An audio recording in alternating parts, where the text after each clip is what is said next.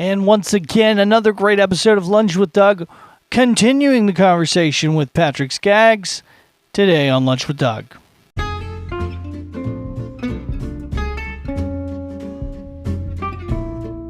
This episode of Lunch with Doug is produced by the Music Exerbia Project and made possible by the Boutique Marketplace at 500 East Cherry Street in Nevada, Missouri. Karen McNair, the friendly neighborhood nutritionist, at 269-267-4644. The Harry Frog Graphics, 150 North Commercial Street in fabulous Nevada, Missouri, or call them at 417-381-1077. The Second Edition Shop, located at 500 East Cherry Street in fantastic Nevada, Missouri. The Main Square Cafe, located on the square, 121 North Main Street, Nevada, Missouri. The Gamers Fusion, located at 617 East Cherry Street, Nevada, Missouri. Impact Graphics, located at 14144 East Highway 54, or call them at 417-283-2056. The Nevada Tobacco and Liquor Store, located at 125 West Cherry Street in Nevada, Missouri. The Nevada Coin, 123 East Cherry Street, Nevada, Missouri. I'm your host, Dangerous Doug Harper. Thank you for spending your lunchtime with me. Well, I always tell people, like, the secret of advertising. I'm like, the secret of advertising literally is saying the same thing enough times until they understand it or hear it. Oh, yeah. And you know, most people, like, takes, like, your average person, it takes like 21 times before they hear something, before they even, like, start to even notice it. Right. Like, and then they're like, oh, that sounds good. Like you said, you're seeing it subconsciously. You've seen it on a billboard. You didn't know you seen it, but you drove by a billboard or you saw it in a newspaper when you were reading something else. But your mind knows it, but you didn't see it. And then one day you're just like, oh, yeah, that place. Greenfields used to be out there. Yeah. I came up with a slogan for them. Oh, yeah? Whether it's lunchtime, dinner time, or takeout time, take the time to eat at Greenfields. Yeah. And that sticks. Yeah, that's good. And they liked it, and we ran with that for a while. Another one, when it comes to advertising. I worked for newspapers in advertising. I've also worked for television stations in advertising. Not my favorite thing to do. But again, I love the business. But another advertising salesperson that I was working with was so frustrated because she had this one client that couldn't get, got the foot in the door but can't get nothing from. Well, word of mouth is my advertising. Mm-hmm. And she did not know how to combat that and convince them that's the wrong mentality. Yeah. And I was like, it's pretty easy, because she was like, if they're doing good by word of mouth, I don't know what I'm supposed to do. I don't know how to break through to them. Word of mouth is good if that word of mouth is positive about your business, yeah. But it can have the other effect too. If somebody goes in, you have an employee that's having a bad day, and this person gets upset, they're 10 times more likely to talk about a bad experience than the good experiences they have. Oh, yeah. You go into a restaurant, you want a good meal, that's not a news flash. But if you come out with a horrible meal, they're going to tell everybody. So you have to really be careful when you sit there and, I don't need to advertise my business good, word of mouth. Well, it can change, yeah. Right there on a dime. Plus, you're not in control of that message. Yeah, you need controlled word of mouth. You don't control that message. What if somebody's friend comes in and they give them an extra piece of chicken on their meal or something, whatever you're selling? They go and tell everybody they got 3 pieces. People come in, start expecting 3, an extra piece with their meal, because this guy's going around telling everybody, oh yeah, they'll give you a 3rd piece of chicken. Yeah. You don't control the narrative of your own story, of your own business, as well, when you rely on word of mouth alone. Yeah. Yeah, you hope for the best, kind of, don't you? And honestly, I mean, I'm not saying this is a fact statistic, but I would say my own thoughts on it are that it takes about 5 good things versus 1 bad thing. Because the 1 bad thing, like you said, people say, oh, what do you think of that place? And they say, oh, I hate it. Well, they're like all ears when you say they hate it. If you say they love it, then they're just like, oh, well, he just likes it. So they got to hear they got to find like 5. It's like prove it that it's good. But you say you hate it, I believe you. That place probably sucks. You know how fast they just they'll trust you that because it's like, I think they're telling the truth. It's a microcosm of a lot of other things that we could go into. We could go down to a big rabbit hole with this, but ultimately, and we could take this into politics at this point and all that, but we'll keep it in radio, keep it in broadcasting. If it bleeds, it leads. You remember that saying? Yeah. You say that all the time. It's because, whether people like a car accident. And when I say doesn't mean you like to see people get hurt. Right. But you like to slow down and see what's going on. Maybe you're just seeing if you're okay, but it's going to turn your head. Oh, yeah. Well, the Harlow house recently here in Nevada, caught fire. Yes. And I was, not making light of the fact that someone's house was burned because I feel bad about that for sure. But I was like, the people that showed up for it, I was like, it was bigger than Bushwhacker days. That's what I was saying. I was like, and literally, and people would say, did you go down to the fire? That's like the next day, right. Like everybody in town drove by the fire. If they didn't go by the fire, they were looking at it on Facebook. Somebody was live. There were so many live. Here comes the news station. I saw them asking people, can we use your video? We need some news. Yeah.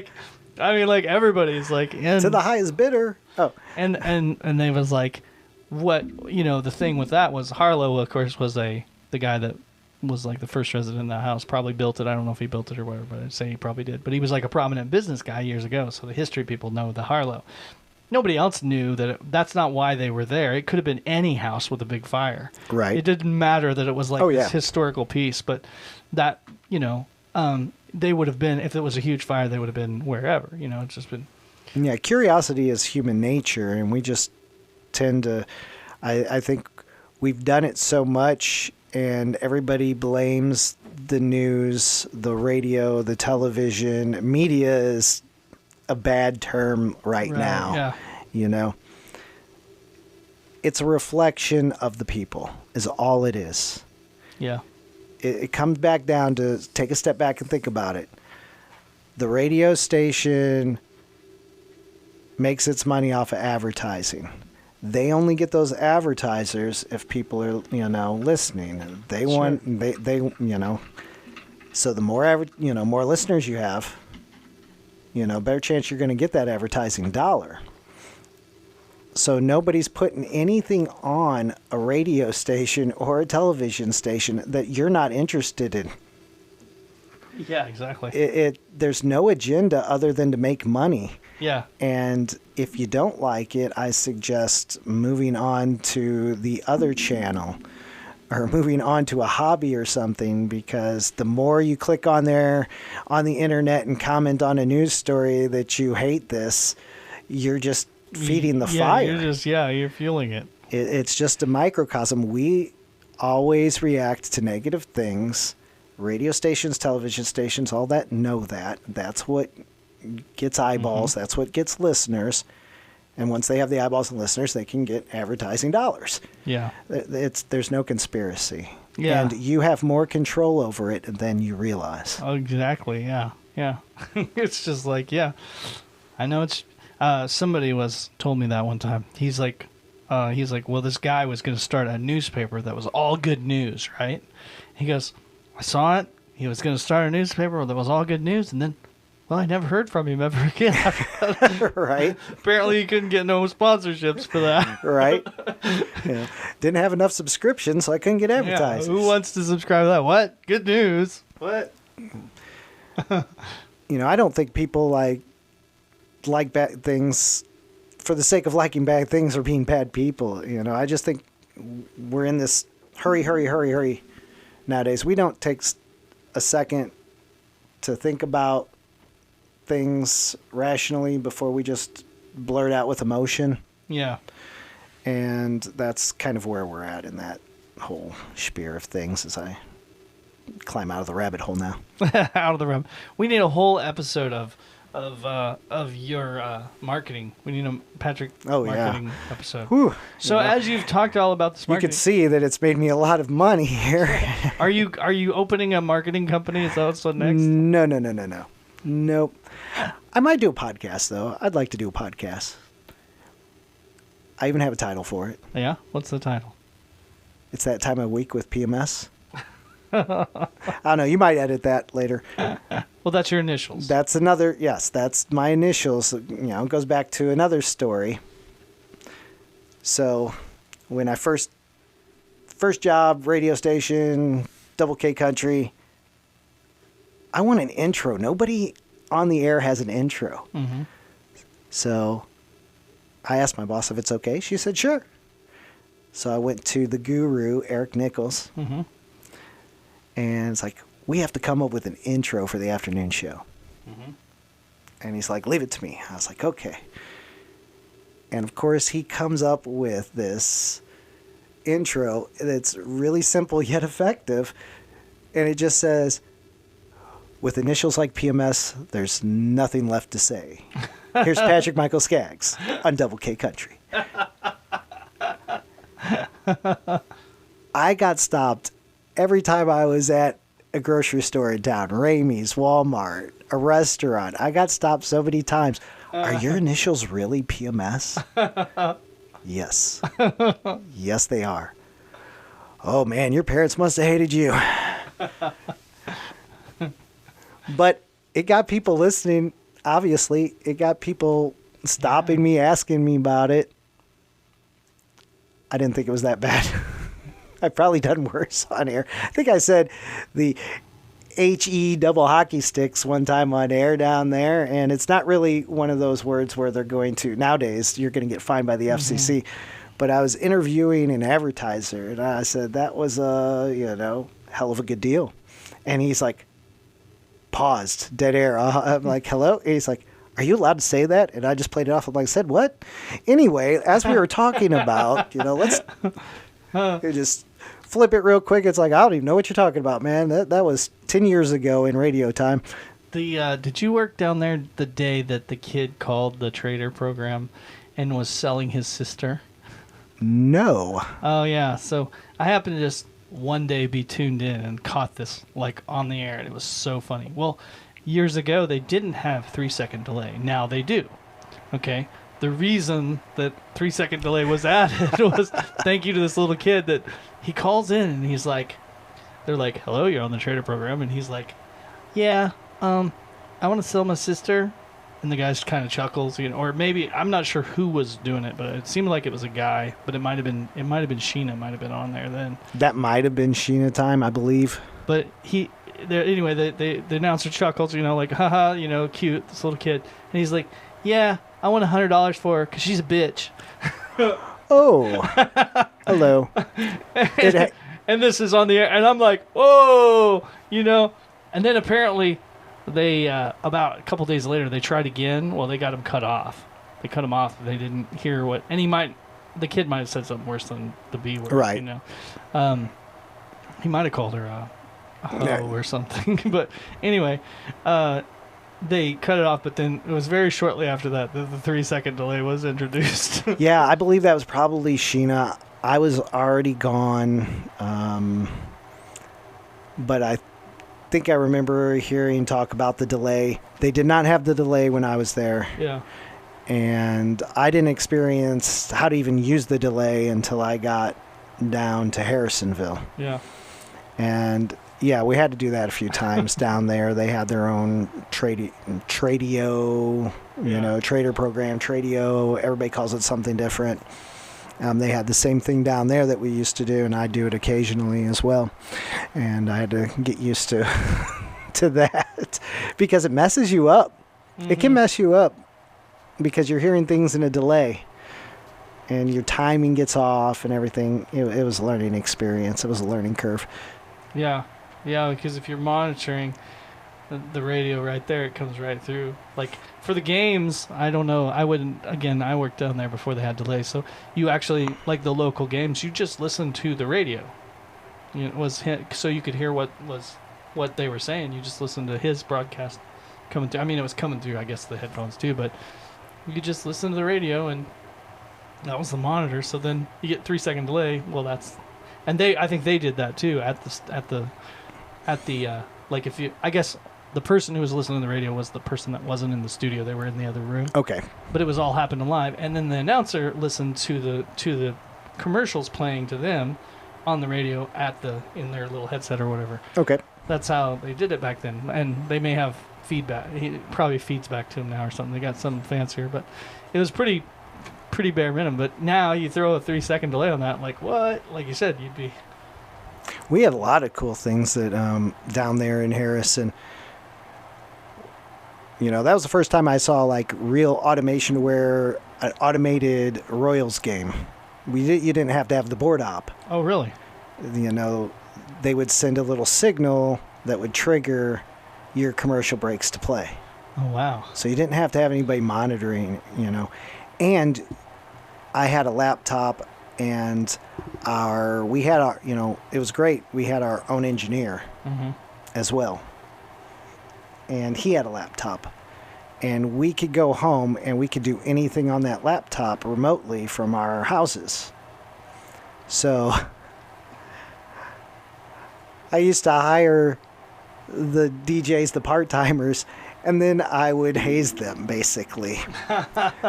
So one of the jobs of a board op, not to just, you know, trigger those commercial breaks during football games and all that, they also have to build your music log for the overnight. Sure. You know, they put in the songs, they follow the paper format of, you know, this weather break goes here, this is the weather break. Sure. And they build all that into the system to run overnight automated. They do that here, they do that everywhere, basically. Well, since I would be at home, as they're putting songs in, I would take a song out. All of a sudden, they like stop using their remote, because I could see their mouse moving around. I would grab my mouse and move their mouse around and take songs out. And just wait for it. Have my cell phone right here on the table. Because it's coming. Oh, here comes that ring. Patrick, something's going on really freaky right now.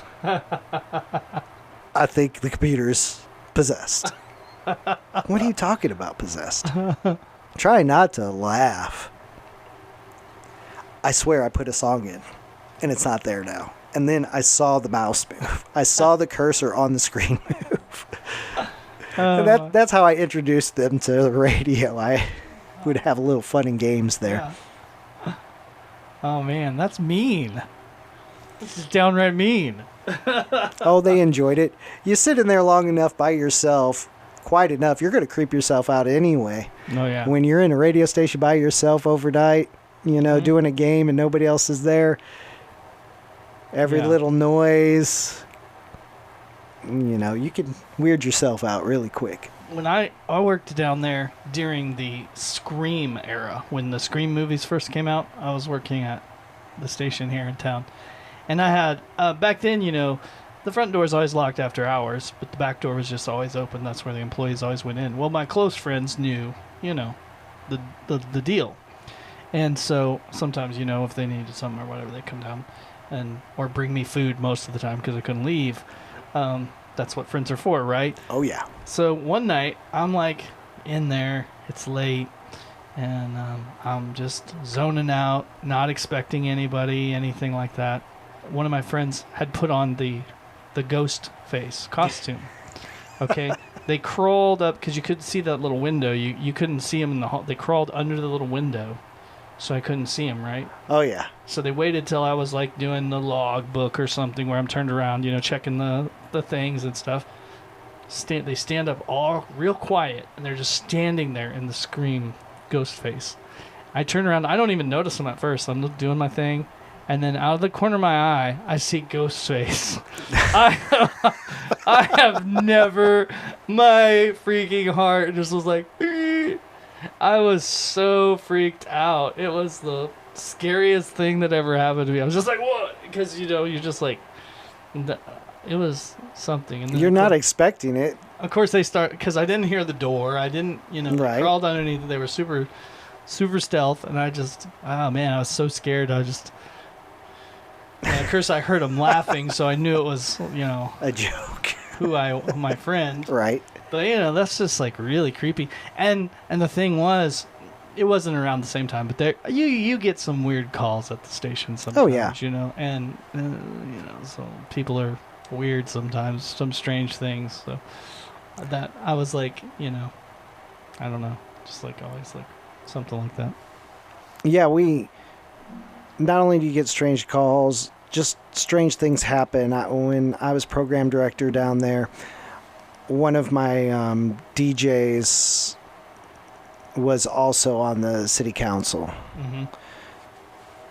Not something I really excited as a program director of a radio station, having my hopefully impartial DJ being on city council, but there's no law against it. They can do that. Yeah, legit. Well, my news director goes down, covers a council meeting.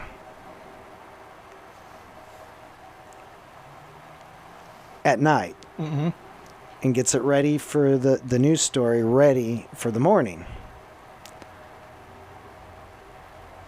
Apparently, my DJ, it was all about annexing some more land for the city to grow. Sure. And of course, when you start talking about annexing land, Oh yeah. people's passions are going to come out on both sides of the fence. Exactly. Usually, the ones that are in the city that are for it, and the ones that live out in the county that are against it. Well, tempers flared, and he even got so heated and said to the effect that with pure emotion, not stepping back, as we've talked about, step back, gather your thoughts, then proceed, about rednecks peeing off porches or something. I don't want to hear from rednecks that pee off porches. Something to that effect. Yeah. Boy, did the phone lines blow up.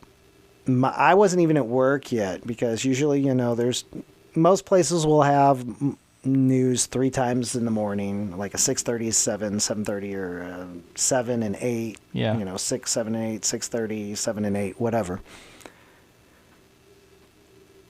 The general manager of the station's on the phone as I'm driving into work. Did you hear that? No, I just got in the car. Well, you're about to hear it again, so you can hear it on the next newscast. I want that off the air. And so this is where you're in this journalistic integrity pull. Obviously, the station owner don't want this going. Obviously, general managers, is there to keep that type of thing to not happen, to be that buffer. But now you're asking me to go tell my news director they got to pull this story. Well, yeah. I'm not happy with it either, the situation. Although my news director is really loving this, not because they don't like the DJ, but, your news directors love, if it bleeds, it leads. If it's something shocking, something hateful, whatever, they know that they did a good job as far as their end. So it's a balance act of censoring your news department, but also shielding the company. Yeah. As well. And so I decided I would abide by my general manager and pull the story. Some people in the business told me, because I asked about it after it happened, if I handled it right or not. Some people said no. My rationale was, it has gone over the air. We didn't censor it. Yeah. But at the same time... You didn't blow flames on it either, yeah. No. So it went out 2 of the 3 morning newscasts. I said, we're not going to do that anymore. News director's mad at me. Understandable. My problem isn't that not that they reported on it and made the station and the DJ look bad. It's that you buried the lead. Mm-hmm. Your story was about annexing property. Right. If they would have broke that up into 2 stories, I might have had a little bit more about it, but they didn't edit it into two different stories. It started out as stories annexation, and they let the sensationalism that happened during this story dictate the rest of the newscast. Yeah. It's like, no, we're not going to do that, because yes, he's in the wrong. And, he was told, we told him, me and the general manager said, you're going on air and apologizing for this, right? This is ridiculous what you did. But at the same time, two rights don't make a wrong. Sure, yeah. Well, I hope you had a great time listening to me and Patrick chat about all things in every direction, and hopefully we'll have Patrick back on the show again sometime in the near future. But in the meantime, if you didn't listen to them all four, check out the 4 episodes with Patrick Skaggs. He's a cool guy, and hopefully we'll get him over to introduce a band sometime at the Red Cherry Alley when that opens in May. So that's what I know, man. That's what I know. That's today's episode of Lunch with Doug, and thanks for spending your lunchtime with me. This episode of Lunch with Doug is produced by the Music Exerbia Project and made possible by the Boutique Marketplace at 500 East Cherry Street in Nevada, Missouri. Karen McNair, the friendly neighborhood nutritionist, at 269-267-4644. The Harry Frog Graphics, 150 North Commercial Street in fabulous Nevada, Missouri, or call them at 417-381-1077. The Second Edition Shop, located at 500 East Cherry Street in fantastic Nevada, Missouri. The Main Square Cafe, located on the square, 121 North Main Street, Nevada, Missouri. The Gamers Fusion, located at 617 East Cherry Street, Nevada, Missouri. Impact Graphics, located at 14144 East Highway 54, or call them at 417-283-2056. The Nevada Tobacco and Liquor Store, located at 125 West Cherry Street in Nevada, Missouri. The Nevada Coin, 123 East Cherry Street, Nevada, Missouri.